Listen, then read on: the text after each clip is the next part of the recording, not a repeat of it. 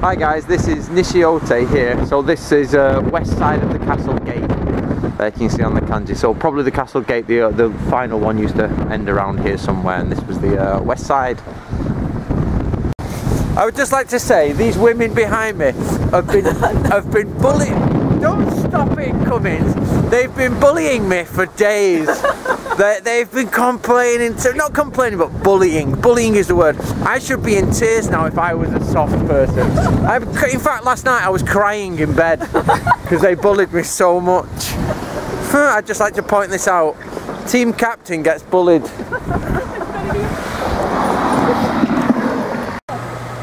Right guys, that crossroad there, it seems to be a crossroad for an old crossroad towards the different towns and different cities. So probably this was a medieval like cross point. Right guys, we're at if you see there, that stone pillar, that's the monument for the famous killing in Iga. And this is the information board for it. And basically, as I've shown you them crossroads, these crossroads there, what happened was two guys, they're not from Iga, they were Okayama I think, and they were 19 years old and 17 years old, and they had a fight at that crossroads, and one killed the other one, and then it became an issue of revenge. So one of them fled to Edo to get protection, and the other one chased them, and then in the end what happened is they had to hire swordsmen and hire bodyguards, and everybody set out to kill each other, and it became a little bit of a dispute between the original domain and the shogunate, and it all blew up. Hi guys, we're in the Revenge Museum, so the story I just told you outside, and it's the museum there. Just going through some of the swords, chainmail, lots of greaves, chainmail itself, the old helmet. Right, this is a model of the actual attack. These are the guys. The original killers were a bit confused at this minute on who's killing who and who's killed who so far. But yeah, basically the guy originally killed his group. The tea house is around here. That crossroads that I showed you before is pretty much around there. And we're in a sort of mini museum around, that side. Right guys, we're looking at some of the arm from the groups and the relatives of the group. And the famous swordsman who was used as a bodyguard. There's some of his swords. And just some of the other info. There's lots and lots of woodblock prints and things like that.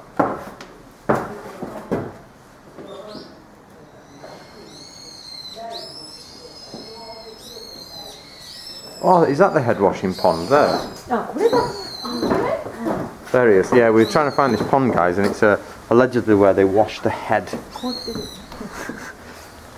What do you think? It's frozen.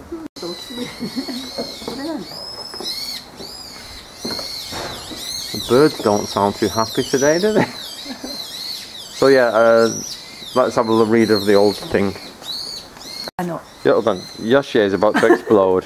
She's trying to work out, right guys, and it's not her fault, she's doing great, but basically these revenge stories involve the brother of someone who killed someone, was the brother's cousin's cousin who killed the cousin's son's dog, who also had a shampoo at the local hairdressers, and he killed him as well. And so basically we're trying to work it out. We are, you know, and you'd have to spend a long time going through all the names, but there's loads of names, and somebody's brother was killed here, and they took his head and washed it and all that. So you should see. It's very funny, they are very difficult, these revenge stories. There's loads of names and loads of people, and they came and they came. And Miyako and Yoshi are trying to get their heads around it, and they're laughing their heads off. It's like, oh no, he's the killer. He's not the killer, he's killed this. And I'm so lost at this point now.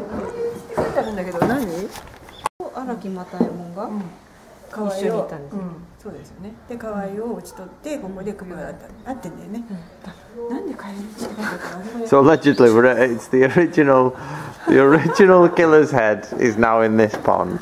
So please. So yeah, basically they washed heads. You know, we'd have to take a long time to go through the actual revenge story, but in short, some guys killed another guy, or a guy killed another guy. Everybody got annoyed with it, started going after each other. It got bigger and bigger until it became quite a bit of a political event, and the original killer got his head chopped off. He was only a young lad, and he was washed in that pond. Okay guys, just to put it into context, right, think of it this way. there's a 19-year-old and a 17-year-old, right? And remember what we were all like at 19 and 17, who've got big swords and they got annoyed with each other. And the 19-year-old killed the 17-year-old, and then everybody got involved, and it became a bit of a massacre. But it took 5 years, so he died at the age of 24, we're saying. And apparently the swordsman that was hired was an Iga Mono to sorry, where's my hand? Was an Iga Mono. The swordsman that this expert swordsman they hired to get revenge with him, to accompany him in revenge. So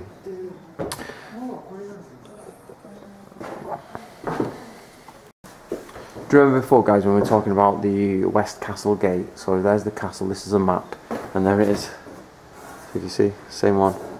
And that's the gate there that people would have to come up through and go in. Around there. Does it say?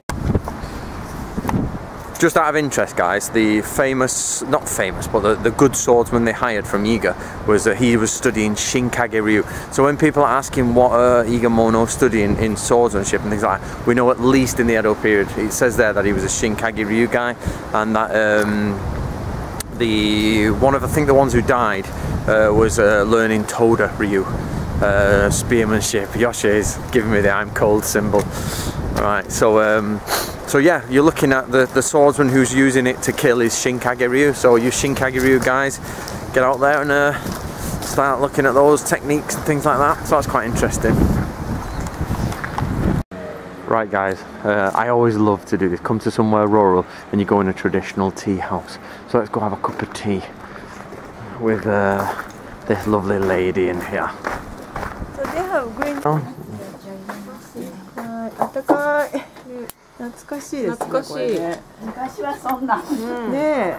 江戸時代のお店ですので。です。ティーハウス。その当時のです。オリジナルね。もう何回もね、天井も落ちてきたり、壁が落ちてきたり。Basically, she's talking about this being from the Edo period, and we're just trying to work out what date the building is she's going through. してるんですけどね。もうまあいつまでも使う。この歌舞伎の人とか人間。So basically, this is the post-Edo period, but some of the, obviously the roof's been rebuilt, she's saying, and obviously the internal walls have been reput in, but the poster framework is original Edo. Right guys, it doesn't get any more Japanese than this. This trip I really wanted to get into the Japanese spirit, and basically it's sort of like we sat in Edo in an Edo period, we sat in Iga in an Edo period tea house with my Japanese translators with tea and fire.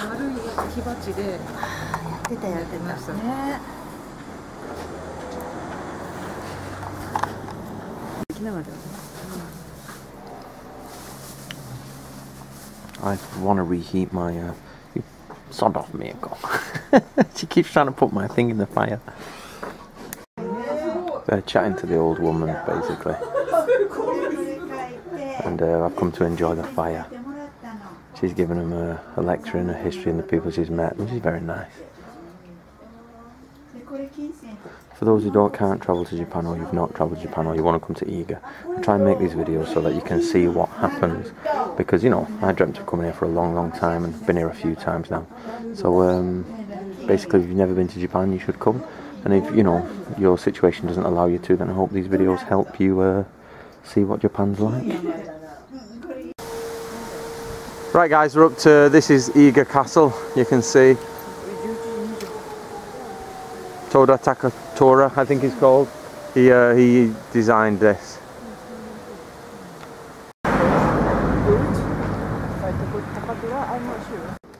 More castles, more castle wall, I should say. What, it's very expensive? I'm joking.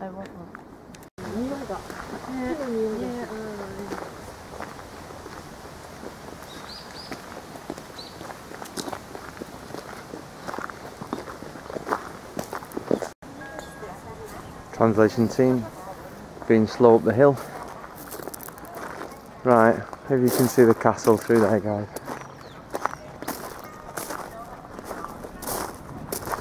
I think it's about the third time I've been here, but it's always nice to go in a castle.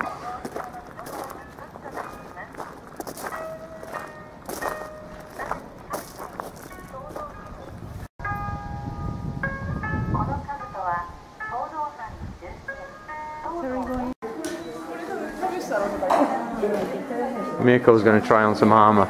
Oh look, a real shinobi in the heart of Iga.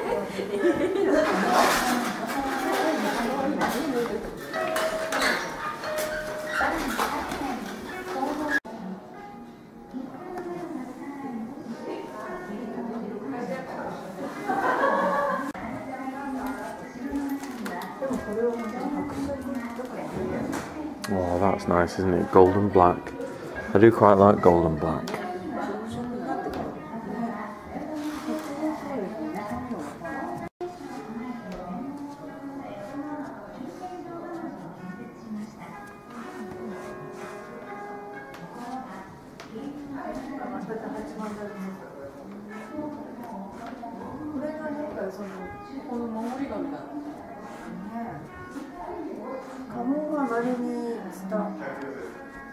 There you go, sort of proto-samurai armour from the old, very old times. It looks technically better than actual samurai armour, to be honest. I'm not really a specialist in armour at all, but I think that's quite a lot sophisticated.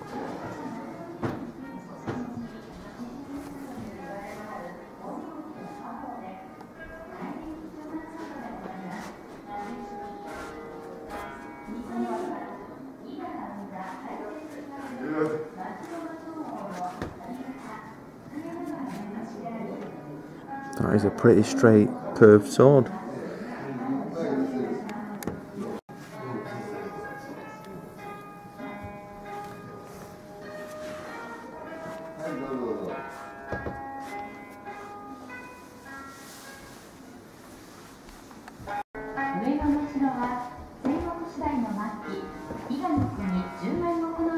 Word for edit, of editing. Do you know the word for I'm recording, and you hate being on the recording, you speak every time I'm recording. And then she complains that she's on the video, she says, get me off the videos.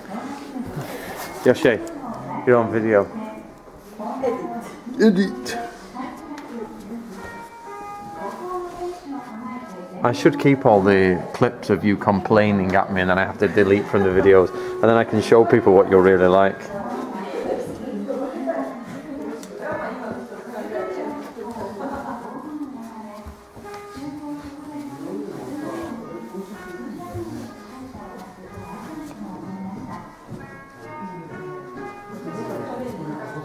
So guys, I hope you're sort of getting an idea of what it is here.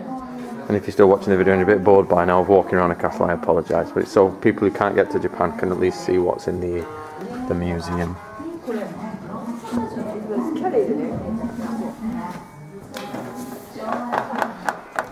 Oh, okay, we're looking at the gold handles. So basically we've just been chatting. This goes up and the bar goes through to the other side and people carry it that way.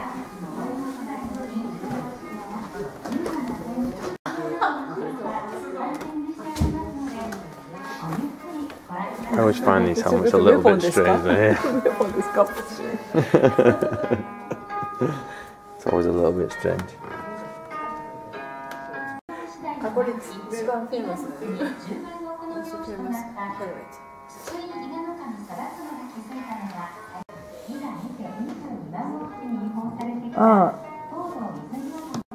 That's quite interesting. They've made a sort of like lattice out of half bows and arrows, which is really impressive.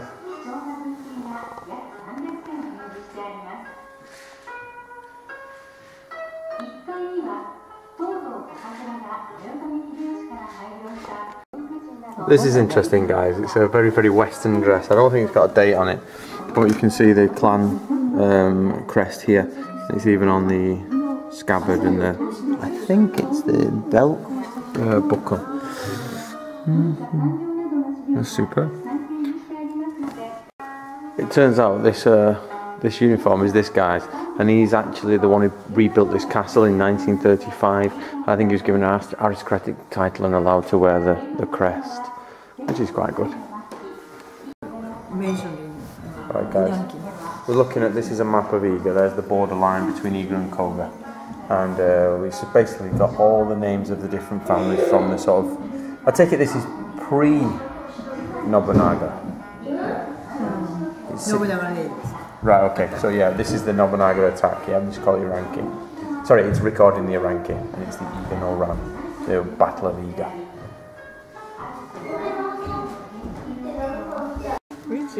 This is back from the revenge thing, guys. We're in the museum before, and that's the revenge helmet and the chainmail. I think that helmet is mint. Go on.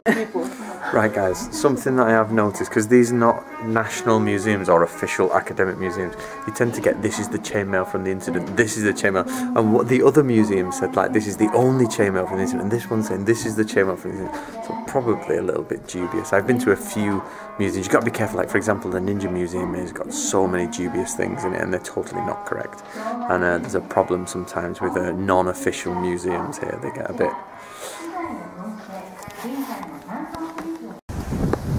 Right, guys, we're at the edge of the castle wall. We've just come out of the castle itself, and let me just go over the edge. I'm just worried because Yoshi and Miyako look like they're going to push me. And I think they were talking about, hey, she's here now. And hold on.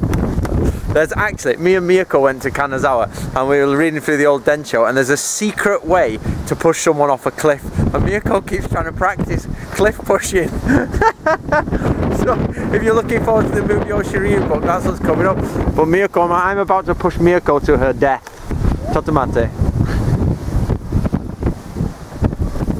Oh god, I wouldn't like to climb that at all. Men should not build above their own head height. It's just ridiculous. Look at the size of that.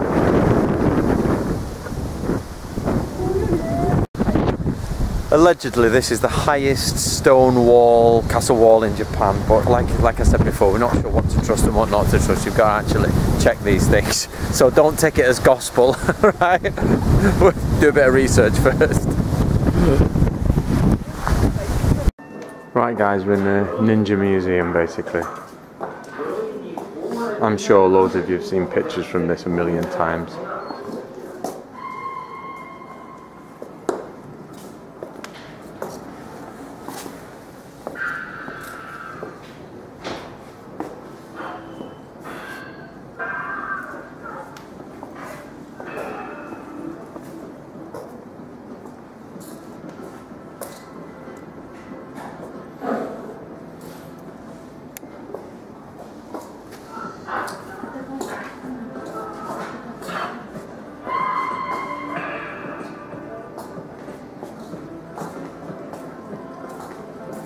Just let me have a quick look round, guys. I'll give you a quick show and all that. So if you've never been to the Ninja Museum, this is what you're looking at. Type of stuff. Right, guys, we're almost at the end of our Iga trip now. The weirdest thing I'd like to point out is that I'm in the middle of Iga, like homeland of the ninja and all that.